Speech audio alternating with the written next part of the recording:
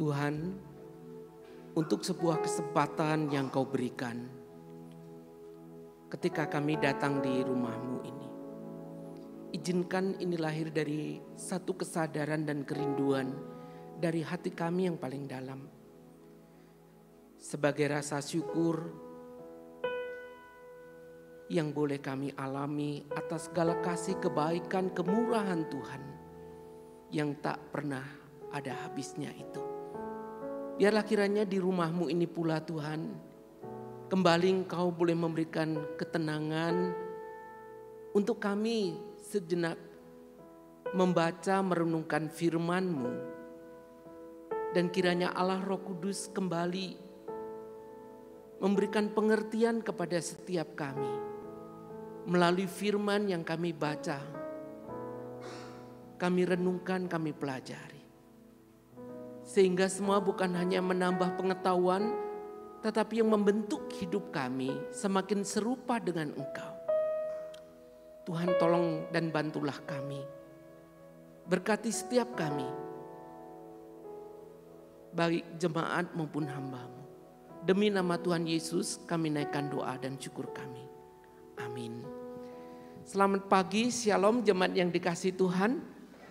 Senang sekali hari ini boleh bersama dengan Bapak Ibu Saudara sekalian. Terima kasih untuk Ibu Pendeta Juna dan juga majelis ngurus yang memberikan kesempatan untuk boleh bersama-sama beribadah dan melayani pada pagi hari ini. Firman Tuhan hari ini akan kita baca dari kitab Injil Matius pasalnya yang ke-18. Dari ayatnya yang ke-21 sampai dengan ayatnya yang ke-35.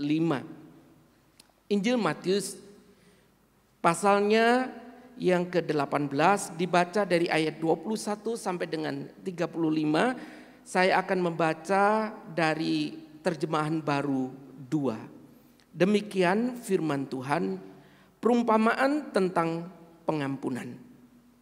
Kemudian datanglah Petrus dan berkata kepada Yesus, "Tuhan, sampai berapa kali aku harus mengampuni saudaraku jika ia berbuat dosa terhadap aku? Sampai 7 kali?" Yesus berkata kepadanya, "Bukan. Aku berkata kepadamu bukan sampai 7 kali, melainkan sampai 70 kali 7 kali. Sebab kerajaan surga seumpama seorang raja yang tidak mengadakan perhitungan dengan hamba-hambanya. Setelah ia mulai mengadakan perhitungan itu, dihadapkanlah kepadanya seorang yang berhutang 10.000 talenta. Karena orang itu tidak mampu melunasi utangnya, tuannya itu memerintahkan supaya ia dijual beserta anak, istrinya, dan segala miliknya untuk membayar utangnya. Lalu sujudlah hamba itu menyembah dia, katanya, 'Sabarlah dahulu, semuanya akan kulunasi.' Tergeraklah hati tuannya oleh belas kasihan sehingga ia membebaskannya dan menghapuskan utangnya. Ketika hamba itu keluar, ia bertemu dengan seorang hamba lain yang berhutang 100 dinar kepadanya. Ia menangkap dan mencekiknya, katanya, 'Bayar hutangmu.' Sujudlah kawannya itu dan memohon kepadanya, 'Sabarlah dahulu, utangku itu akan kulunasi.' Namun ia menolak lalu pergi dan menyerahkan kawannya itu ke dalam penjara sampai ia melunasi utangnya. Melihat itu hamba-hamba lain sangat sedih lalu menyampaikan segala yang terjadi kepada tuan mereka. Kemudian tuan itu menyuruh memanggil orang itu dan berkata kepadanya, 'Hai hamba yang jahat, seluruh hutangmu telah kuhapuskan karena engkau memohon kepadaku. Bukankah engkau pun harus mengasihi kawanmu seperti aku telah mengasihi engkau?' Tuannya itu pun marah dan menyerahkan kepada algojo sampai ia melunasi seluruh utangnya.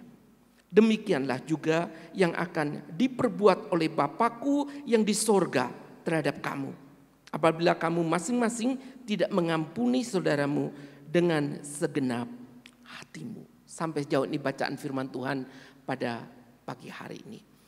Dalam kesempatan ini sebelum lebih lanjut kita merenungkan firman Tuhan, Saya meminta untuk jemaat sekalian yang hadir dalam ibadah ini untuk sejenak menenangkan hati, lalu kemudian nanti menutup mata, ya. Tapi saya berharap tidak tidur lagi, hanya sekedar menutup mata, lalu kemudian nanti akan saya sampaikan apa yang harus Bapak Ibu pikirkan. Silakan untuk menutup mata sejenak.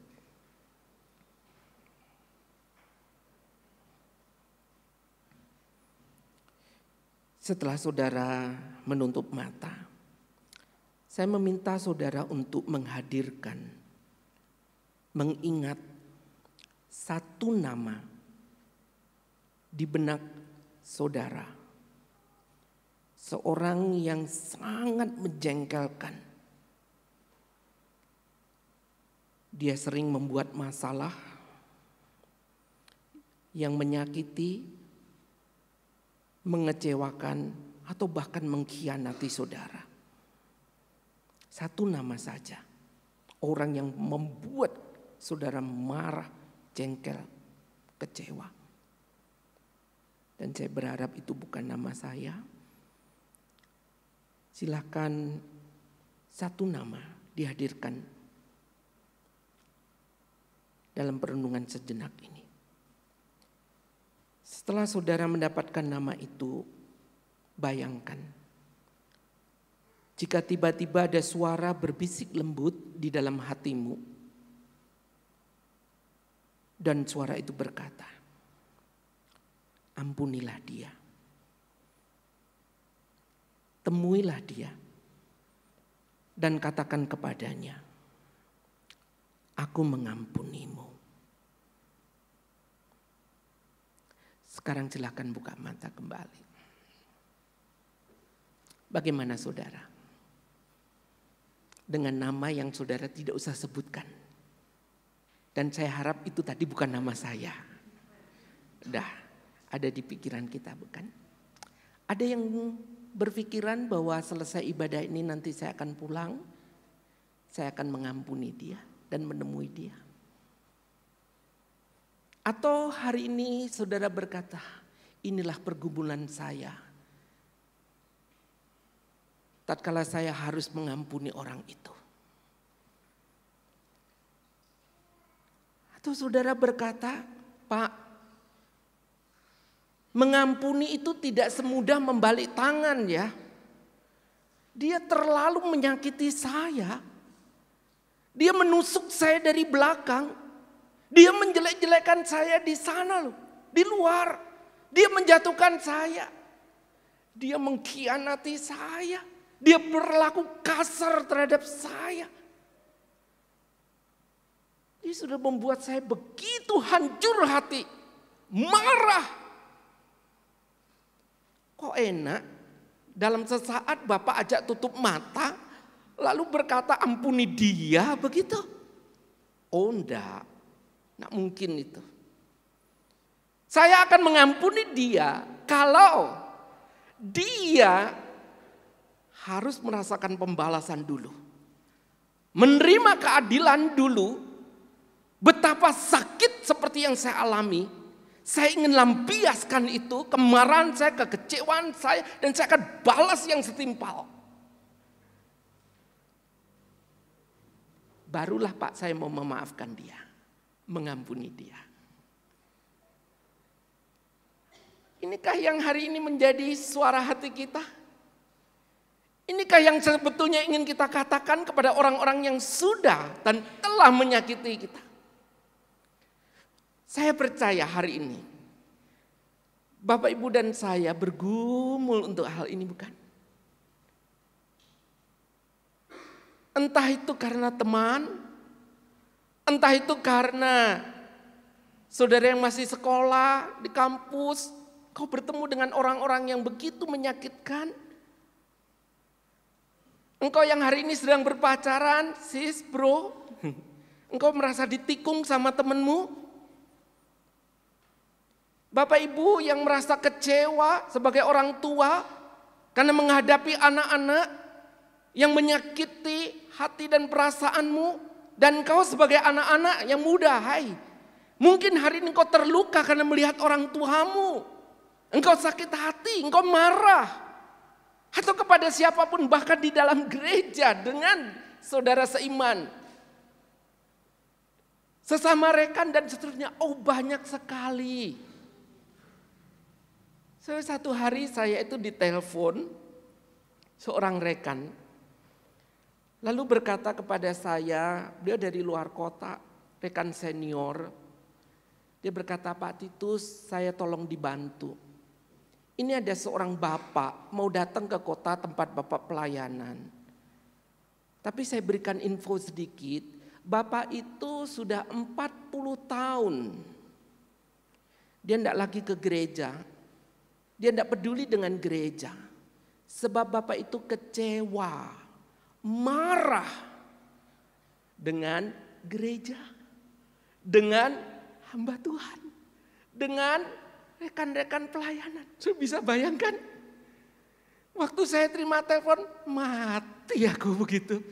Saya tidak kenal, sekarang dititipi seorang yang marah dengan gereja, dengan hamba Tuhan, dengan orang Kristen 40 tahun Bapak Ibu. Pada waktu mendengar hal ini, saya bergumul, nanti kalau ketemu terus piye begitu. Lalu Bapak Ibu yang dikasih Tuhan, akhirnya hari itu tiba. Dan ketika hari itu tiba, saya dihubungi kembali sama teman saya berkata, Pak, sebetulnya Bapak itu udah dalam perjalanan menuju ke kota tempat Bapak. Tapi dalam perjalanan sakit. Lalu bukan hanya sakit, sakitnya semakin parah, langsung dilarikan ke ICU, ke rumah sakit. Karena koma, saudara. Waduh, saya mendengar itu. Saya langsung ambil waktu untuk pergi ke rumah sakit dan di situ ada anggota keluarganya yang sedang menunggu. Jujur saya tidak kenal. Lalu kemudian atas izin pihak rumah sakit dan keluarga menemani saya untuk masuk ke ruang ICU yang terbatas itu. Dan saya melihat alat-alat banyak terpasang dalam tubuhnya. Dan salah satu yang menarik perhatian saya adalah penampilan layar monitor yang memonitor detak jantung, denyut nadinya itu. Dan saya melihat betapa grafik itu lambat sekali, lemah sekali termasuk angka yang muncul di sana. Setelah melihat itu dalam hati saya berkata, Tuhan tolonglah berikan kesempatan Bapak ini bisa mendengar dan saya bisa berbicara pribadi. Nah, akhirnya saya mencoba berbicara di dekat telinganya dan saya berkata, Pak, saya pendeta Titus dari Kalam Kudus. Saudara, apa yang terjadi? Begitu mendengar pendeta dari gereja, layar di monitor itu menunjukkan grafik yang naiknya signifikan banget, saudara. Oh, denyutnya itu kelihatan angkanya langsung naik dan itu jadi cepat sekali. Saya berkata, Tuhan ojo sampai tit begitu ya. Sampai tit matilah begitu saya. Saudara, saya lihat itu kaget sekali. Berarti si Bapak masih dengar enggak? Si Bapak itu rupanya di tengah koma pun dia masih menyimpan kepahitan dan dia ingin marah tapi koma. Gitu kan, saudara? Saya bayangkan kalau hari itu udah koma, saya babak belur loh. Gitu kan ya. Tapi karena koma, saudara. Saudara yang dikasih oleh Tuhan. Ketika saya melihat itu, saya cuma mohon belas kasih Tuhan. Dan saya berkata, Bapak, saya tahu Bapak marah. Saya tahu Bapak ada menyimpan kemarahan dan kecewa. Sekarang Pak, izinkan saya menyampaikan tentang Tuhan Yesus yang berkasih karunia dan beranugerah buat Bapak, buat saya. Lalu saya menyampaikan itu. Saudara, setelah saya menyampaikan itu, lalu saya ajak berdoa. Setelah berdoa, amin. Saya kembali melihat layar monitor itu. Sekarang jadi normal, saudara. Denyutnya, grafiknya itu normal. Tidak seperti yang awal begitu lambat dan rendah. Tidak seperti lonjakan tadi, tapi kembali normal dan saya bersyukur kepada Tuhan. Saya mengajak dia memahami kasih karunia pengampunan Tuhan. Dan saya mengajak Bapak ini berdoa dan melepaskan pengampunan. Saya tidak tahu siapa yang dimaksud dengan kecewa, kepada siapa dia kecewa, hanya tahu kepada pendeta, kepada gereja, kepada orang Kristen itu saja. Nah setelah itu selesai saya pamit, saya pulang. Begitu sampai di tempat parkir, salah satu anaknya lari nyusul saya. Lalu berkata, Pak Titus, saya ingin menyampaikan sesuatu. Saya tanya, oh ya ada sesuatu, apa mau disampaikan? Lalu anak itu berkata, Pak, Papa barusan dipanggil Tuhan. Saudara bisa bayangkan? Satu sisi dia berkata, terima kasih Tuhan. Madeke ora pas tadi saya ngomong itu, terus madit, begitu ya. Tapi setelah ada penyelesaian, saudara. Itu yang terjadi. Oh saudara yang dikasih oleh Tuhan, itu sebabnya tadi saya mengatakan, mungkin hari ini ada di antara Bapak Ibu Saudara sekalian, engkau yang diam-diam dan bertahun-tahun, engkau masih aktif beribadah, engkau masih aktif melayani, engkau menjadi orang yang begitu ramah dan baik, tapi tidak dengan satu nama atau bahkan lebih. Yang sudah melukai hatimu, menyakitimu, mengecewakanmu itu. Engkau tetap saja melayani kok, engkau tetap beribadah kok. Tapi untuk masalah itu kau tidak ingin orang lain tahu dan menyentuh lagi masalah itu, bukan? Bahkan kau pun seakan-akan berkata, Tuhan pun tidak boleh intervensi terhadap diri saya berkaitan untuk satu ini. Saudara dan saya punya natur, itu memang tidak ingin mengampuni, bukan? Dan saya mengatakan memang berbicara tentang pengampunan, itu seperti orang yang tema hari ini, sit up rohani itu loh. Yang bukan sekali dua kali, tapi butuh berkali-kali dan perlu berlatih. Bukan hanya perlu berlatih, tetapi juga Bapak Ibu yang dikasih oleh Tuhan dibutuhkan. Sesuatu yang menyakitkan, tidak menyenangkan, yang terkadang membuat tidak nyaman di dalam tubuh kita. Kalau bicara pengampunan memang Bapak Ibu, rasanya ini sesuatu yang tidak lazim, bukan? Tidak mudah, tidak wajar. Atau bahkan kita mengatakan natur saudara dan saya tidak ada pengampunan, yang ada adalah balas dendam. Yang ada adalah melampiaskan balik rasa sakit itu. Itu loh natur kita kok. Dan itu yang ingin kita lakukan kok begitu. Jadi kalau bicara pengampunan rasanya itu terlalu rohani. Terlalu tinggi. Itu hanya untuk orang-orang tertentu. Tidak untuk kita. Beberapa waktu yang lalu di gereja kami, Kalam Kudus Jogja, ada satu seminar.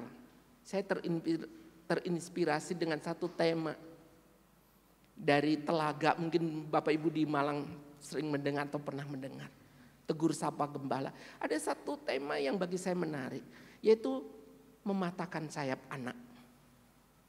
Dari tema itu diangkat bagaimana orang tua tatkala mendidik anak, menyiapkan masa depan. Menurut orang tua itu baik, tapi ternyata justru di sanalah kita mematahkan sayap anak untuk bisa hidup menghadapi masa depan dan survive. Kontradiktif memang. Tetapi itulah yang terjadi. Nah di dalam ceramah ini bukan saya pembawa materinya. Ada seorang rekan yang menyampaikan dan saya menutup bagian itu karena saya melihat para peserta jemaat yang ikut, banyak tamu juga orang tua murid yang menyampaikan kekecewaan dan kemarahan serta perasaan gagal. Dan ada satu orang yang menangis. Kenapa? Dia merasa sebagai mamah yang gagal karena melahirkan dua generasi yang tidak beda jauh dengan dirinya. Dan dirinya adalah produk kegagalan orang tuanya. Dia dididik sedemikian rupa melahirkan satu kepahitan dan itu dia tanamkan kepada anak, dia lakukan untuk anak tanpa sadar. Dan anak itu juga kembali seperti yang tidak diinginkan mamanya. Tapi itu terjadi. Mendengar hal itu ketika saya berdiri, saya berkata, memang tidak mudah bukan? Karena saya pun lahir dari sebuah keluarga yang saya mengatakan tidak sempurna. Saya lahir dari keluarga tidak sempurna. Saya 8 bersaudara. Saya nomor 7. Dan bagi saya yang tadi saya katakan tidak sempurna karena apa? Karena papa saya yang belum kenal Tuhan waktu itu, saya juga enggak ngerti. Anaknya 8. Kenapa papa saya tidak senang dengan nomor ganjil coba? Dengan anak-anak yang nomor ganjil tuh senang banget dan benci gitu loh. Jadi anak nomor 1, 3, 5, 7 saya. Dosaku yopo begitu loh. Dosa saya apa? Papa tidak senang sama. Dari mana saya bisa merasa itu? Saya merasa adalah dari kecil bagaimana saya melihat papa itu melampiaskan ketidaksenangannya itu. Beberapa contoh misalnya, saya, Cici, adik saya itu yang berdekatan. Kami sering bermain bersama, main hujan-hujanan ke sawah, ke sungai dan seterusnya. Yang namanya anak-anak kan. Tapi pulang selalu dihadang sama papa, marah. Bukan hanya marah saudara, papa udah pegang bambu, pegang apapun digepuk nih begitu. Nah masalahnya adalah 3 anak yang dihadang ini, cece saya suruh masuk rumah. Adik saya suruh masuk, saya orang lain lebu. Coba dah, nakale podo dah. Waduh, kenapa? Cici boleh, adik saya enggak? Boleh, saya enggak boleh. Malah saya digepui di depan pintu saudara. Kenapa digepuk?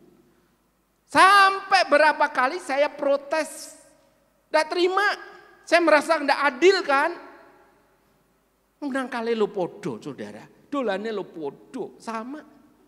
Dan bapak saya jawabnya apa? Cicimu kalau mau digebui udah terlalu besar.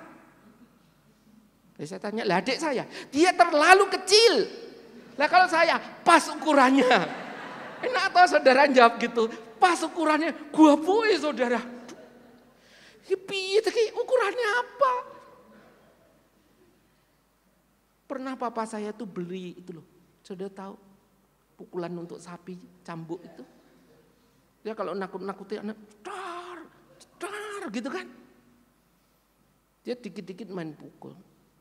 Satu kali taruh itu pukulan, tak rajang saudara pukulannya. Rajang itu. Ya, saya kembalikan bentuknya, saya sambung bentuknya di meja begitu. Satu kali waktu marah dia ambil, gagangnya tok gitu ya. Buandem nih saya saudara ya.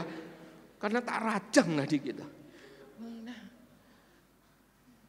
koko saya nomor 3, itu sedang pacaran. Saya diajak nemeni. Pergi bersama teman-teman rombongan. Loh, yang pacaran sana saya cuma nemeni, saya kan anak kecil, nemeni.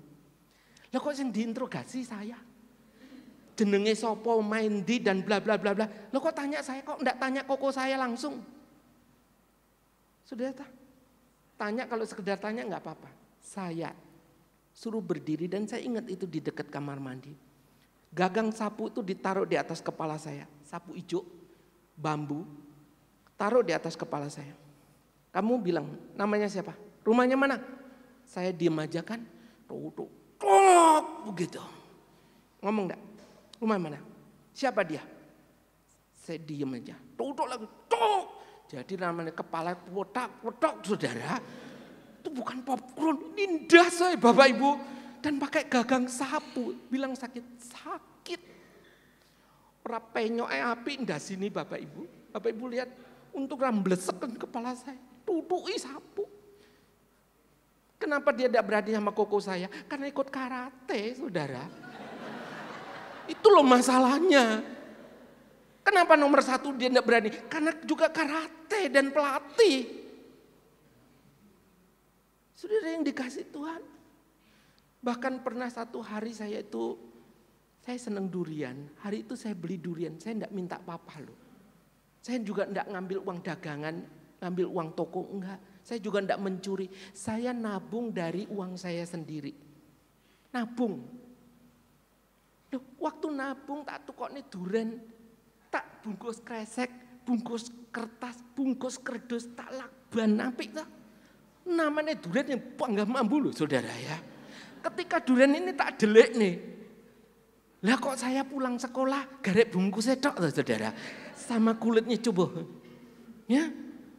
Dinteknya dan saya tanya siapa yang makan? Papa. Waduh saudara rapi banget. Iku sing jong sama saya ngentekke begitu. Loh, kalau yang ngabisin yang lain saya masih terima, tapi tukang gepu itu loh ya yang ngentekne. Saudara saya marah, saya ingin berkata saya tidak minta, saya tidak nyuri. Sekarang kamu habiskan tanpa izin begitu. Saya nangis, panggil saudara saya untuk belikan durian lagi. Saya sedikit lega karena diijoli saudara. Ditukar.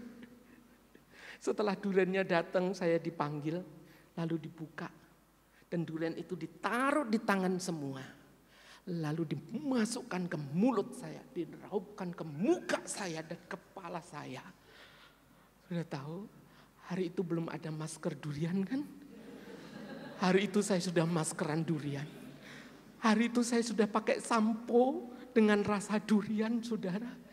Dan ketika itu diperlakukan saya nangis. Saya berkata sakit.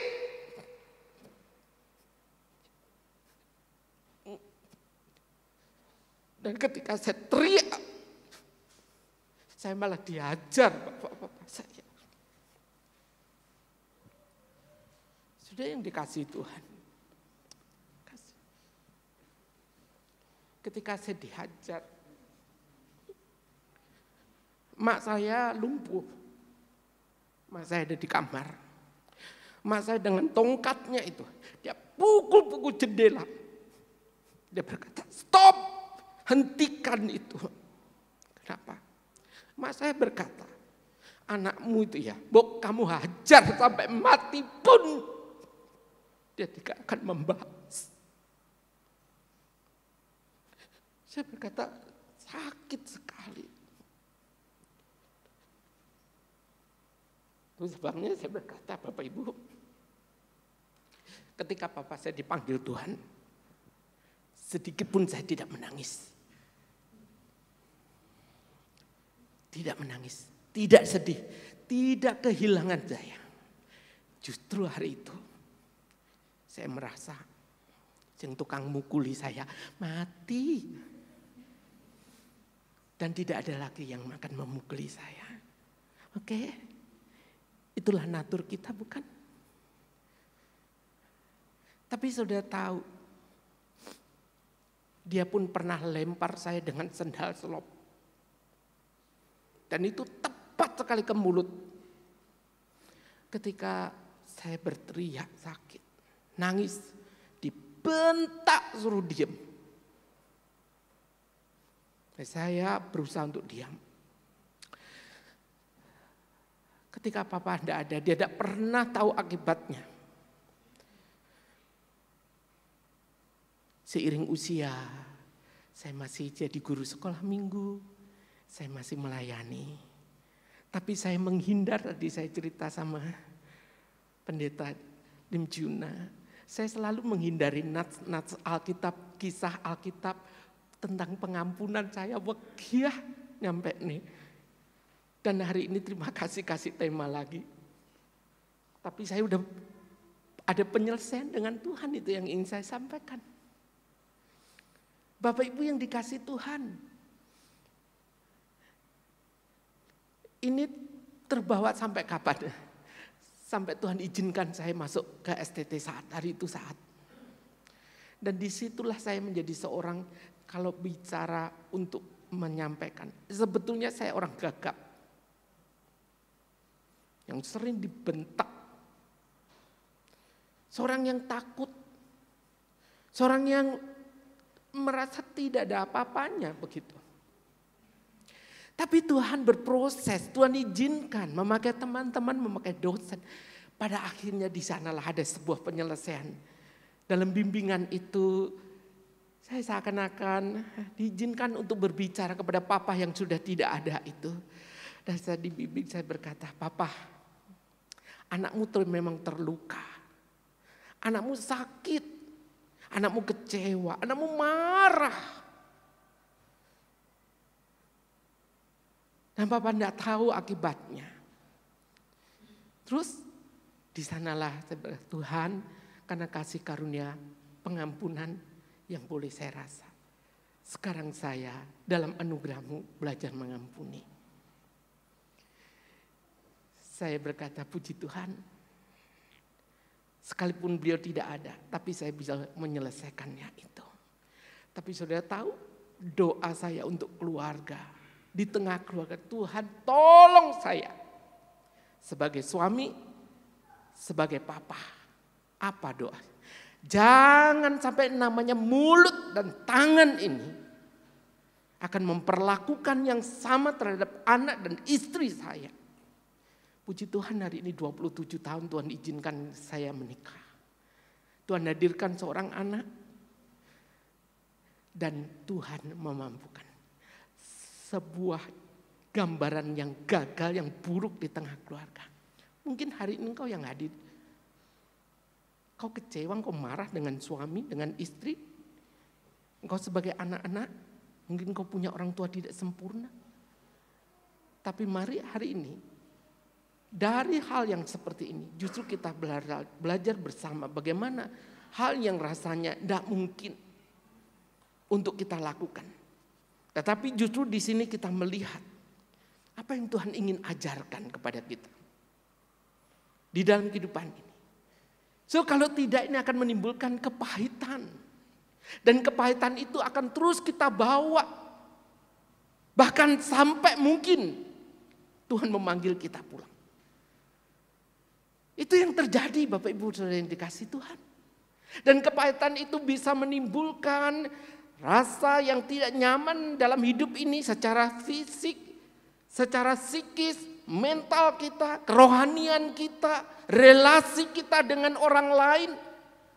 Itu dampaknya. Tapi seringkali kita tidak ingin menyentuh bagian yang begitu menyakitkan dan sensitif bagi kita. Tapi hari ini, di rumah Tuhan ini, mari kita membuka luka yang selama ini mungkin kita tutup dengan lapisan yang tampaknya baik-baik saja itu. Kita melihat dan belajar dari apa yang Tuhan Yesus sampaikan hari ini. Yaitu tentang satu perumpamaan. Di mana Tuhan waktu itu menyampaikan kepada Petrus yang datang dan bertanya, "Tuhan, berapa kali saya harus mengampuni saudaraku yang bikin dosa, bikin salah itu?" Petrus berkata, 7 kali Tuhan. Petrus menjawab itu, dia berkata, ini sudah lebih dari ukuran tradisi Yahudi. Karena mereka rabi-rabi mengajarkan cuma 3 kali pengampunan itu. Ini sudah 7, bagus sekali. Dan Petrus mungkin berharap Tuhan memuji Petrus sebagai seorang yang luar biasa kalau bisa mengampuni sampai 7 kali. Tapi apa jawab Tuhan? Tuhan berkata bukan 7 kali Petrus. 7 kali 70 kali. Wow, sebuah angka yang kontras dengan tawaran Petrus, ide Petrus. Dan angka ini bukan sekedar angka 7 kali 70. Tapi ingin mengatakan dari angka 7 dikalikan 70, sebuah angka yang sempurna, dikalikan yang sempurna menjadi sesuatu yang luar biasa. Itu yang ingin Tuhan katakan, bahwa pengampunan itu bukan hitungan 1, 2, 3, habis ininya masa pakai atau kotanya habis, cukup, bukan. Di sana kemudian Tuhan memberikan perumpamaan kepada Petrus tentang 2 hamba. Karena katakan ada 2 hamba itu, yang pertama hamba itu punya hutang dikatakan 10.000 talenta. Satu jumlah yang fantastis pada zaman itu. Dan sedikit gambaran berapa besar talenta itu. Satu talenta itu kurang lebih 600 dinar, 6.000 dinar. Dan satu dinar itu sama dengan upah satu hari orang bekerja pada waktu itu.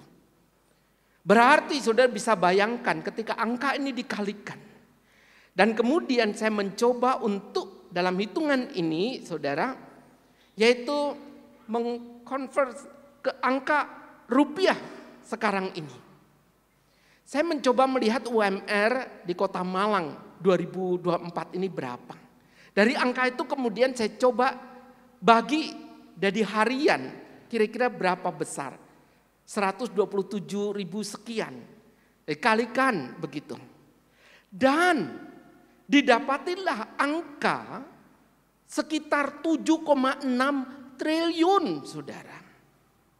Jumlah pinjaman dari atau hutang dari hamba yang pertama. Berarti angka ini sangat amat fantastis sekali pada zaman itu.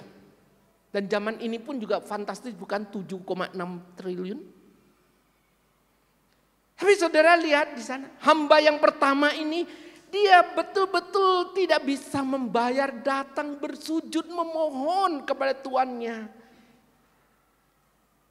Dan bahkan di sana raja atau tuan ini berkata, jual anakmu, jual istrimu, jual semua milikmu. Itu pun amat sangat kecil dibanding angka ini. Tapi karena belas kasihan dikatakan, maka sang tuan ini mengampuni, melunaskan, menyelesaikan dan menghapus utang ini. Luar biasa bukan? Kemurahan hati sang raja tuan ini. Hamba ini tentunya sangat bersuka cita. Dia itu kalau membayar utang kayak gitu, berapa kali dia harus hidup, berapa tahun dia hidup mati, kon kerjone, hidup neh mati neh kon kerjone. Terus begitu kan? Nggak akan selesai-selesai. Sekarang diampuni, dibebaskan. Sukacita yang besar ini, pengampunannya besar ini dia terima luar biasa. Lah kok keluar dari ruangan itu. Ketemu hamba yang lain yang kedua. Yang punya utang cuma 100 dinar. Utang 100 dinar.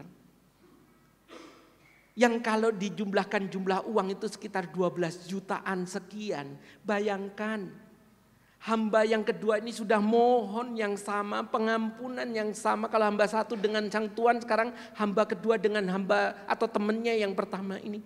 Apa kata hamba yang kedua? Dia bilang, tidak bisa, harus bayar, harus dilunasi. Kalau tidak penjara begitu. Itu yang dilakukannya. Dan betul akhirnya temannya ini merasa tidak bisa, kemudian dipenjara. Mendengar itu sedihlah teman-temannya, lalu lapor lagi kepada tuan atau raja. Dan kemudian kembali hamba ini dipanggil. Hanya dengan satu kata, engkau hamba yang jahat. Tahu terima kasih, engkau sudah diampuni, engkau sudah dihapus. Sekarang engkau lihat temanmu yang memohon sama, engkau tidak berikan hal yang sama. Dan sekarang kembali, engkau urusan dengan aku. Kalau engkau tidak bisa lunasi, anak, istrimu, ladangmu, semua yang kau miliki, ambil, jual sampai kau harus bayar ini. Jelas tidak bisa bukan untuk melunasinya? Dalam kondisi yang seperti inilah, Tuhan ingin mengajar Petrus, ingin memberitahu bagaimana yang namanya pengampunan itu. Anugerah Tuhan yang begitu besar sudah dinyatakan diberikan kepada hamba yang punya hutang pinjaman begitu besar. Dan sekarang hamba ini harusnya tahu terima kasih. Memakai anugerah pengampunan untuk juga mengampuni kepada hamba yang lain. Tapi itu tidak dilakukannya. Nah, di dalam kondisi yang seperti inilah Bapak Ibu, Tuhan mengatakan, haruskah engkau tidak mengampuni dan engkau tetap merasa dirimu jauh lebih baik daripada orang yang punya hutang, menyakitimu, melukaimu? Tapi berapa banyak yang sama, engkau melakukan kesalahan yang sama. Kalau engkau dibuat kecewa, dibuat menangis, pertanyaannya, apakah engkau tidak pernah membuat orang lain menangis? membuat orang lain marah, kecewa, sakit hati. Tapi engkau merasa bahwa dirimu terlalu amat sangat baik. Kalau orang lain layak dihukum, orang lain patut disingkirkan, orang lain harus terima balasan. Sementara engkau memohon belas kasih Tuhan untuk mengampuni dosa-dosamu. Adilkah itu? Kalau engkau berdoa bagi orang-orang yang mengecewakan, menyakiti engkau. Tapi pernahkah engkau sadar bahwa hari ini ada terlalu banyak orang yang menangis juga karena perkataanmu, perilakumu, tindakanmu, dan dia menderita karena hidupmu? Pernahkah engkau menyadari ini? Pernahkah kita sebagai orang tua tahu bahwa apa yang kita lakukan melukai, menghancurkan anak-anak kita? Pernahkah suami-suami sadar, istrimu hari ini tengah bergumul dengan kata-kata dan perilakumu yang kasar sebagai seorang suami? Anak-anak, mungkin kau tidak menyadari apa yang kau lakukan sebagai seorang anak terhadap papa, mama, orang tua. Karena kau merasa hebat, kau lebih pintar, engkau lebih mampu dan kau lakukan itu. Atau engkau sebagai jemaat, engkau merasa tidak terima. Kalau engkau melihat para penata layan hamba Tuhan pun sekali, kalau mereka ada kesan, ada hal yang mengecewakan, engkau berkata, ini macam apa begini? Sementara engkau melakukan hal-hal yang juga tidak benar. Hari ini yang namanya persekutuan ibadah menjadi sebuah bentuk kulitnya saja yang tampak manis, indah, menyenangkan. Tapi tidak pernah menyentuh. Relasimu terhalang oleh tembok yang besar yang kau bangun. Yang namanya kepahitan itu. Hidupmu penuh dengan kemarahan, kekecewaan. Dan itu kamu lontarkan begitu saja. Tapi pernahkah nyadari orang-orang di sekitarmu yang kena dampak itu? Engkau hari ini mulutmu tetap memuji namanya. Engkau tetap melayani. Tapi hatimu sesungguhnya terluka. Hatimu sakit, hatimu kecewa. Kau tidak pernah ada penyelesaian kan? Iman yang dikasih Tuhan. Dalam hal inilah kita justru menyadari betapa anugerah Tuhan yang begitu besar. Buat saudara dan saya, Kristus yang mati di atas kayu salib itulah dikatakan kasihnya begitu besar itu. Begitu luar biasanya itu. Dan itu sudah kita alami, kita terima. Tapi sekarang Bapak Ibu, kenapa kita tidak bisa mengampuni seperti hamba yang pertama tadi? Kenapa kita tidak bisa mengampuni?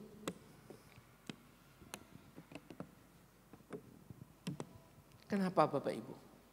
Maaf.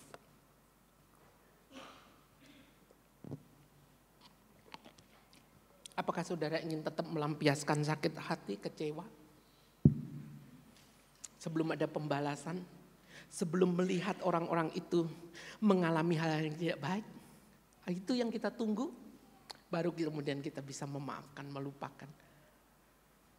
Mengampuni terkadang beda dengan rekonsiliasi, bukan? Ya. Ada kalanya dari pihak kita mungkin merasa ada tidak tepat. Saya melangkahkan kaki untuk melepaskan pengampunan. Walaupun orang itu merasa tidak salah, kan lebih jengkelnya toh. Dia yang salah, dia yang ini membuat relasi tidak baik. Sekarang kita yang berkata, oke, kalau saya ada salah minta maaf. Terus pihak sana yang salah malah ngomong, memang, gitu kan. Oh ya tambah jengkel gitu tuh. Orang nganyel kayak begitu. Bikin kita sakit hati kan. Itu bisa terjadi. Dalam perjalanan pengalaman pelayanan Tuhan izinkan satu kesempatan yang bagi saya itu betul-betul tidak mudah. Tidak mudahnya adalah satu hari Bapak Ibu. Ketika saya ada di kantor gereja sendiri, ada jemaat datang. Jemaat yang datang ini sebelumnya kurang lebih 1 minggu itu saya ketemu, lalu saya ingatkan karena ada sesuatu yang tidak tepat. Ya, saya mengingatkan. Datang, saya pikir ya sudah. Ternyata 1 minggu balik nih orangnya.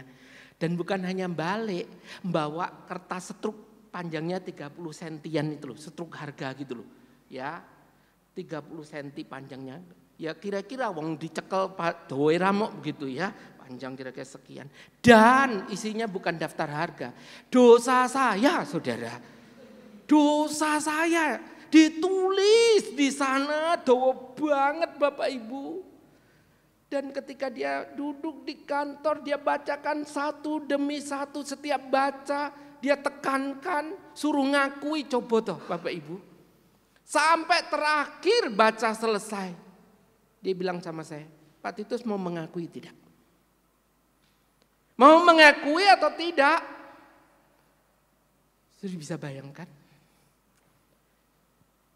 Saya berkata, Pak, kalau saya ada salah, ada yang tidak berkenan, saya mohon maaf.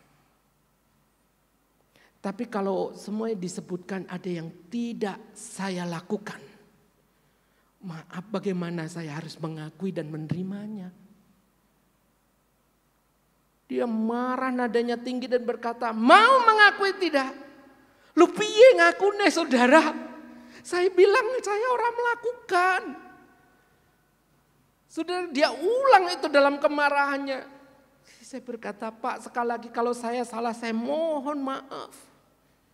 Dalam kemarahannya itu lalu berkata, mari berdoa. Lu piye tuh ngomong urung bar karena diajak berdoa. Sudah saya itu bingung. Terus piye sing doa sapa kan begitu toh? Yang berdoa siapa?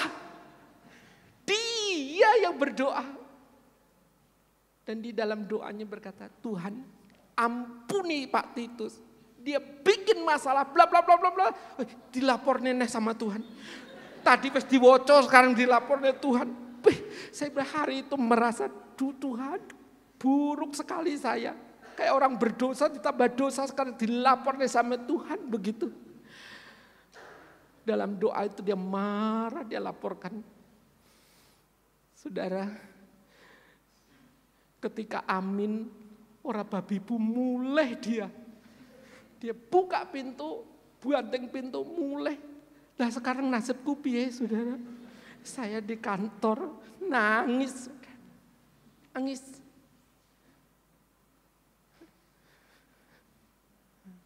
Saudara, Tuhan ampuni saya.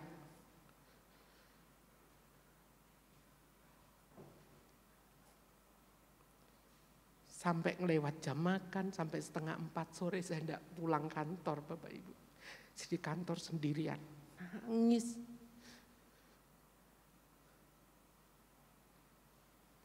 Saya cuci muka, balik ngaca. Ya, wajah saya masih kelihatan sembab gitu kan. Saya balik lagi, saya tunggu. Maksud saya supaya mata saya tidak kelihatan, lembab. Supaya kalau pulang tidak ditanya istri anak saya, begitu. Kenapa pulang-pulang nangis begitu kan? Dan akhirnya saya selesai pulang. Saya tahu pada waktu naik motor, saya itu tidak lihat speedo. Jalan berapa, pokoknya banter Bapak Ibu. Karena jadi saya kesel hati makanya neken gas ini rasa dar. Ya, ini jalan berapa rasa sadar. Bukan hanya itu, ketika saya harus putar balik untuk balik ke Pastori Bapak Ibu, di jalanan itu 2 arah yang berlawanan begitu karena tengah ada taman. Pas belok saudara, saya tidak lihat dari sisi kiri. Dan dari sana ada mobil tabu atau begitu saudara. Hanya jarak 1 meter saudara, mobil itu berhenti. Nyaris menghantam saya. Saya kaget sekali. Orang itu buka jendelanya, kaca itu. Dan dia maki-maki saya. Dan maki-makinya itu salah satu kata yang melekat, maaf ya. Dia gunanya matamu yang dipiyuh. Saya bilang, matamu ya tetap di sini sih mata saya gitu ya. Dia mata-mata deh saya, nah matamu yang dinah begitu. Saya bilang Tuhan lengkap banget begitu ya. Di gereja diseneni, dimarahi, sekarang di jalan pun saya dimarahi orang, tinggal satu di rumah. Kalau saya dimarahi istri, dimarahi anak, tamatlah Tuhan saya gitu ya. Tamat saya, mungkin saya akan tinggal di sotoh rumah zaman begitu ya. Tamat. Tapi begitu sampai di rumah saudara, Bu Marta berkata, kamu sampai sore ada apa? Saya tidak cerita.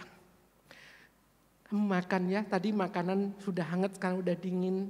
Sudah saya panasi lagi, makan dulu. Akhirnya ketika disiapkan makan, saudara jujur ya, saya lihat piring, lihat nasi, lihat wajah dia tadi. Ini kayak wajah dia ada di piring saya. Saya rasa makan jujur. Belum sempat saya kasih lauk, telepon rumah bunyi. Lalu istri saya berkata, kamu ada telepon? Saya tanya dari siapa? Dari orang ini. Aduh, aku bapak telepon begitu. Dan di seberang sana dia berkata, Pak Titus, urusan kita belum selesai. Bio, masih banyak yang belum saya tulis tadi. Bio, saya oke ternyata begitu ya. Masih banyak saudara. Dan dia sebutkan itu. Bapak Ibu, saya pegang telepon itu, saya ngadep ke kamar belajar saya. Saya nangis. Nangis saya. Dan kalimat yang paling menyakitkan saudara. Hari itu dia berkata, tahu enggak Pak Titus? Saya melihat Pak Titus kayak gendeng. Kayak gendeng katanya. Kalimat itu betul-betul menusuk sekali. Seumur hidup saya menjadi hamba Tuhan digendeng-gendeng. Baru kali itu saudara ya. Baru kali itu. Gendeng-gendengnya. Ya sudahlah gitu. Orang gak marah kok begitu. Dan ketika istri saya pas di situ. Saya ndang-ndang ke kamar mandi Bapak Ibu. Tapi jujur waktu makan. Itu kuai nambah air mata. Tapi saya cuma lihat itu. Udah. Itu hari Jumat. Hari Jumat. Dan celakanya minggu saya harus khotbah. Minggu harus khotbah. Sudah bisa bayangkan kalau saya harus berdiri menyampaikan firman. Muka ini mau taruh mana kan? Untuk berdiri tidak ada kekuatan. Untuk di depan tidak ada kemampuan. Saya lihat naskah itu putih semua. Naskah itu cuman tintanya jadi kabur. Karena apa? Air mata saya.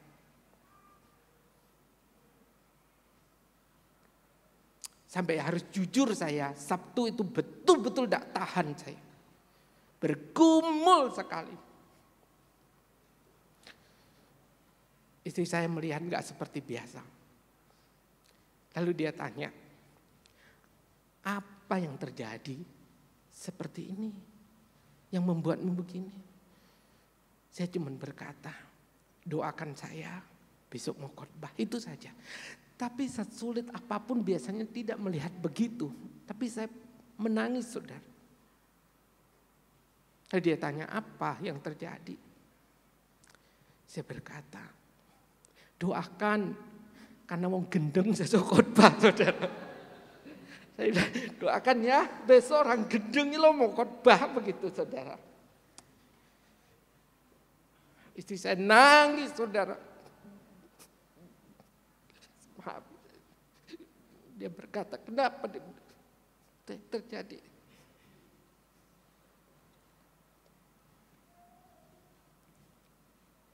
Dia peluk saya. Dia tidak ngomong apa-apa. Hanya pelukan, kasih sayang itu. Yang menenangkan saya. Minggu tetap khotbah.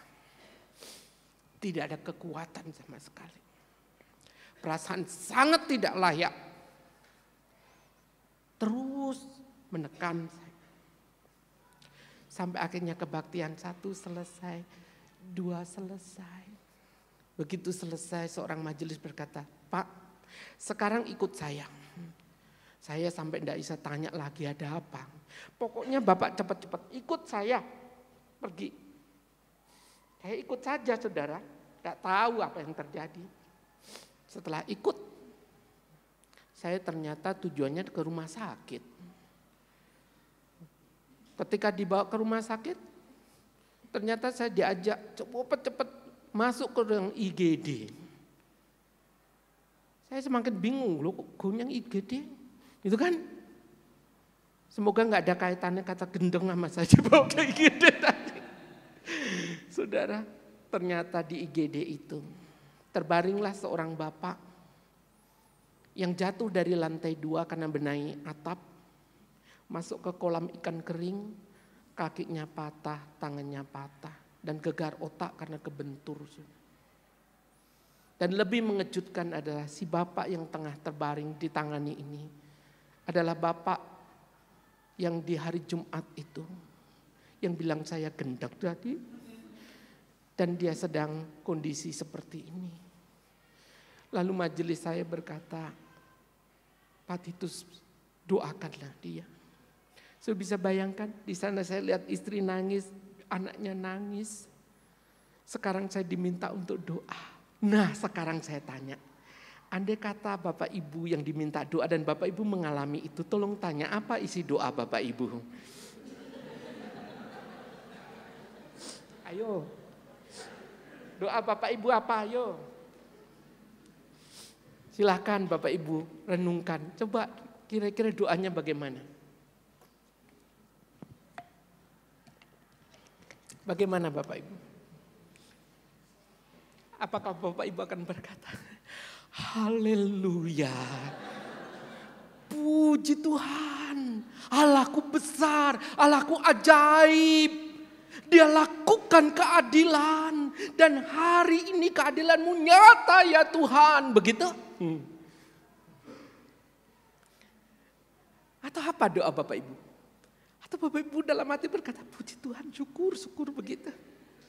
Atau Bapak Ibu berdoa, memang doanya bisa tertata baik. Bapak Ibu coba pegang tangannya, kakinya di dalam nama Tuhan. Kamu oglek-oglek kakinya yang patah itu. Kamu oglek-oglek tangannya yang patah itu.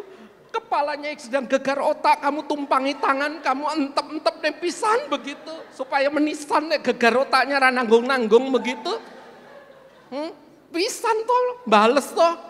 Rasa no kue, begitu kan dalam doa kapok mungkapan, makannya ojo aneh-aneh, makannya ojo seperti itu gitu kan, itu mau kita kan, iya Bapak Ibu, itu manusiawi, itu natur kita. Hari itu saya berdoa, Tuhan mohon belas kasihan-Mu, pulihkan tolong, ya ada anak-anak yang masih kecil. Dia tulang punggung keluarga. Kasihani, tolong beri jalan keluar yang terbaik. Itu doa saya Bapak Ibu. Nggak kepikir digendeng-gendeng, nggak mikir dia sudah pernah datang marah, nggak. Tuhan tolong kasihani. Dan begitu selesai majelis itu, dia tepuk pundak saya, dia seperti begini megang saya. Dia bilang, Pak Titus, baru kali ini saya lihat hamba Tuhan berdoa sampai nangis. Coba saudara mau ngomong piye? Aduh, saya bilang di majelis ini polos banget toh, begitu ya. Dia gak ngerti hati saya, dia gak ngerti teriakan saya, dia gak ngerti sakit hati saya, bukan. Dia berkata, Pak Titus, saya kagum doa sampai nangis begitu. Tapi ya enggak apa-apa lah, dia enggak tahu, enggak apa-apa. Saya lihat dia seorang yang melayani Tuhan dengan tulus begitu. Dan saudara, saya puji Tuhan pada akhirnya saya bisa mengampuni, bisa rekonsiliasi begitu. Dan Tuhan izinkan satu pengalaman yang tidak mudah bagi saya. Sekali lagi, saya bersyukur dalam waktu ini saya ditemukan dengan seorang jemaat. Seorang anak Tuhan, seorang ibu yang tengah bergumul dengan keluarganya. Penuh air mata, penuh jeritan, penuh luka, kecewa. Dan pada waktu bertemu dia berkata, puji Tuhan. Saya menyadari anugerah Tuhan yang besar yang memampukan saya untuk menerima ini, untuk mengampuni ini. Wow, pengampunan itu bukan dongeng, bukan cerita indah. Ini sebuah fakta. Semua berangkat dari Kristus yang belum mengasihi. Saudara yang dikasihi Tuhan, kalau hari ini engkau masih menyimpan, saya tidak tahu, adakah luka hatimu? Engkau sedang kecewa, engkau terluka, engkau sakit hati, engkau simpan itu bertahun-tahun. Engkau tidak ingin mengampuni dan melupakan itu. Kalau itu yang terjadi, dan hari ini engkau kembali mendengar Tuhan Yesus berkata, kalau aku mengasihimu, mengampunimu. Anugerahku begitu besar. Mengampuni dosa-dosamu yang begitu luar biasa. Kenapa engkau tidak mau mengampuni temanmu, keluargamu, saudaramu yang bersalah kepadamu? Kalau engkau hari ini masih menuntut keadilan, tanyalah, adakah Tuhan menuntut keadilan itu kepadamu?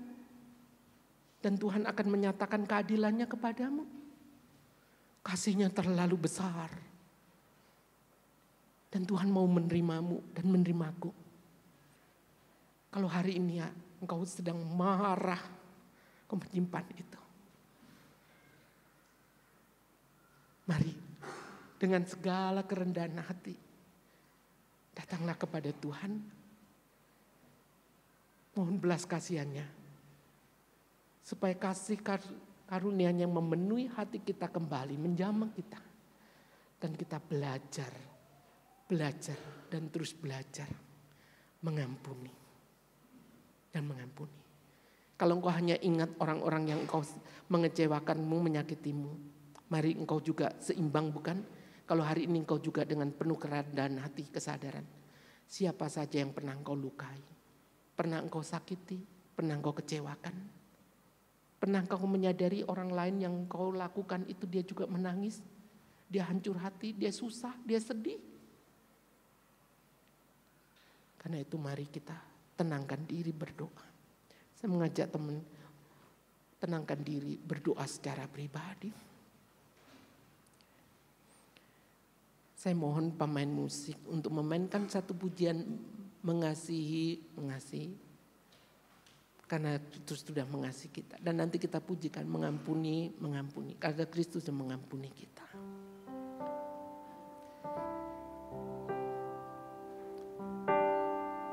Saudara yang dikasihi oleh Tuhan.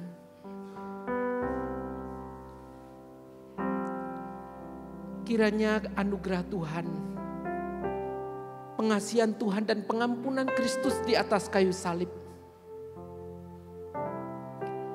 bukan hanya sekedar memenuhi hati pikiran kita.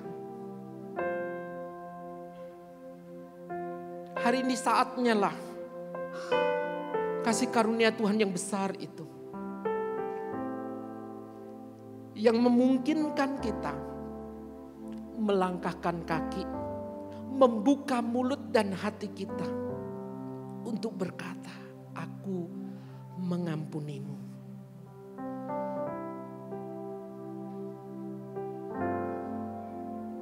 Mungkin hari ini engkau sedang terluka, engkau kecewa, dan itu sudah bertahun-tahun atau engkau simpan beberapa waktu ini.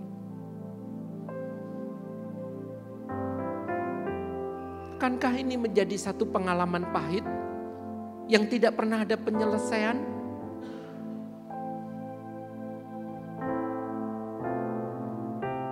Kalau melalui kekuatanmu sendiri dan kekuatanku, tidak akan pernah sanggup menyelesaikan ini. Tapi kalau engkau dan saya datang kepada Tuhan, Dialah yang memberi kekuatan itu. Dia memberikan firman untuk mengampuni. Berarti Tuhan tahu bahwa ini bukan hal yang mustahil dilakukan. Dan itu adalah isi hati Tuhan kita. Berdoalah secara pribadi. Mungkin kau mengingat nama itu kembali. Dan kalau engkau mengingat, engkau juga mengingat berapa banyak orang yang sudah engkau sakiti juga. Mohon belas kasih Tuhan, doakan untuk mereka.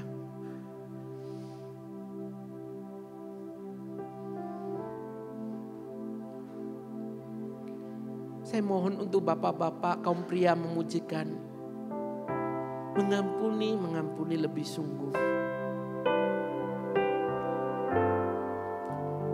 Sementara ibu-ibu berdoa kepada Tuhan, mohon kekuatan pertolongannya.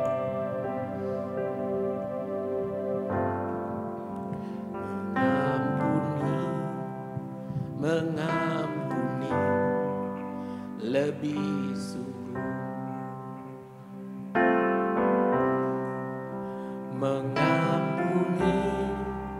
Mengampuni lebih sungguh. Tuhan lebih dulu mengampuni kepadaku, mengampuni lebih sungguh. Silakan kaum wanita ibu berdoa, sementara bapak-bapak kaum pria berdoa kepada Tuhan. Pujikan ini ibu-ibu, mengampuni. Silakan bapak-bapak berdoa, kaum pria berdoa. Sampaikan ini dari hati yang paling dalam. Ketika engkau merasa tidak sanggup mengampuni, ketika engkau terlalu sakit dan kecewa, mohon belas kasihannya.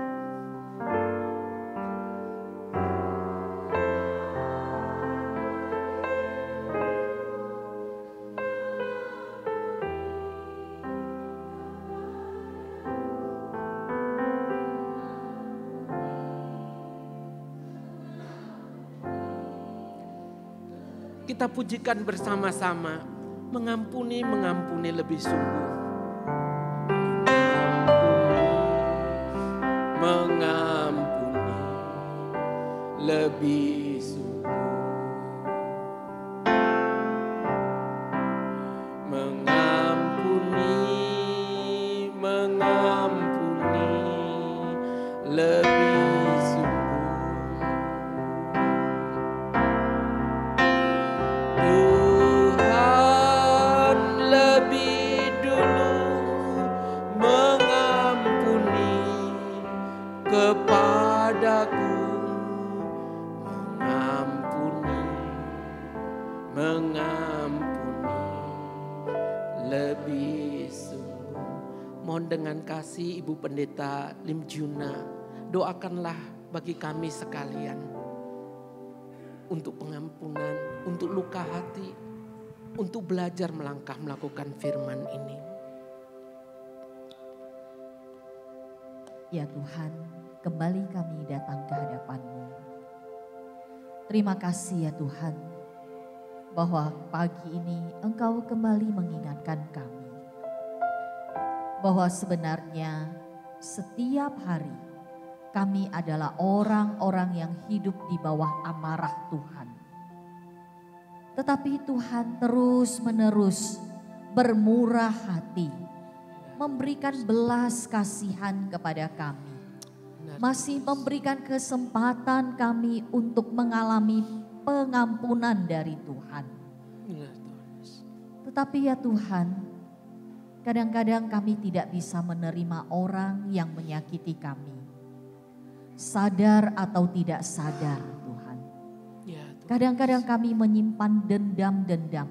Dan dendam itu terakumulasi setiap hari tanpa penyelesaian. Ya Tuhan Yesus.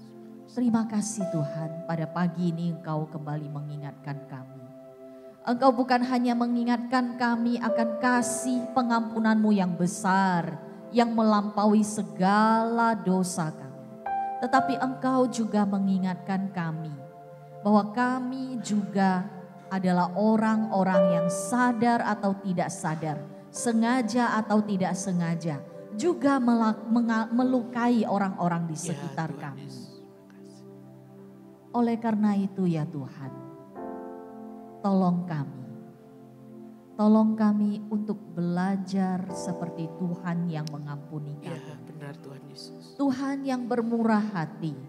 Kami juga memohon kemurahan dari Tuhan bagi kami untuk bermurah hati kepada orang-orang di sekitar kami. Ya, Tuhan Yesus. Terima kasih. Apakah itu di dalam keluarga kami, hubungan suami istri, hubungan anak dan orang tua, Ya, hubungan dengan sesama saudara, dengan tetangga, dengan famili-famili yang lain, dengan teman-teman, dengan rekan kerja, dengan atasan atau bawahan. Ya Tuhan, kami mohon belas kasihan-Mu. ya, Kemurahan-Mu boleh memenuhi hati kami. Sehingga kami tidak menjadi orang-orang yang membawa kepahitan hingga meninggalkan dunia ini. ya Tuhan. Tolong kami untuk menyelesaikan semua kepahitan di dalam hidup kami. Tuhan, kadang-kadang mungkin kami berpikir, kami yang mengadili, menghakimi orang lain yang bersalah kepada kami. Ya Tuhan Yesus. Sebenarnya yang ada di dalam penjara adalah kami sendiri Ya Tuhan. yang tidak mau memberikan pengampunan. Ya Tuhan, tolong setiap kami. Benar Yesus. Jamah setiap kami yang hadir pada pagi Ya, ini. terima kasih. Roh Kudus sendiri yang akan berbicara kepada setiap kami. Benar Tuhan Ya Yesus. Tuhan, suara manusia sebentar lagi akan berakhir. Tetapi kami mohon Tuhan, Roh Kudus sendiri yang akan setiap hari, setiap saat berbicara kepada kami, menjamah kami. Sehingga kami menjadi orang-orang yang berbelas kasihan, yang bermurah hati seperti Tuhan kami. Ya Tuhan Yesus. Terima kasih ya Tuhan, terima kasih untuk firman-Mu. Terima kasih Tuhan untuk hamba-Mu yang Engkau utus pada pagi ini untuk kasih. menyampaikan pesan dari-Mu. Dan Tuhan, biarlah pesan ini tidak berlalu begitu saja. Berikan kami kekuatan Ya Tuhan untuk Yesus. mengampuni. Berikan kami kemauan untuk mengampuni. Ya. Walaupun itu sakit, walaupun tidak nyaman. Tetapi kami tahu Tuhan, bukan dengan kekuatan kami, dengan Benar, kekuatan Tuhan. Ingatkan kami setiap saat, setiap waktu Tuhan. Terima kasih. Berkati juga hamba-Mu yang telah menyampaikan firman-Mu. Terima Engkau kasih. pakai hamba-Mu ini dengan heran. Engkau pakai dia di dalam keluarganya, di dalam tempat pelayanannya, Terima kasih. dimanapun Tuhan mengutus dia. Tuhan, pakailah dia dengan heran seumur hidup dia. Terima kasih ya Tuhan, terima kasih. Ya Tuhan Yesus. Dalam nama Tuhan Yesus, penyelamat kami yang bermurah hati, yang tidak pernah menarik belas kasihannya dari kami. Benar Tuhan Yesus. Kami berdoa. Amin. Amin. Terima kasih.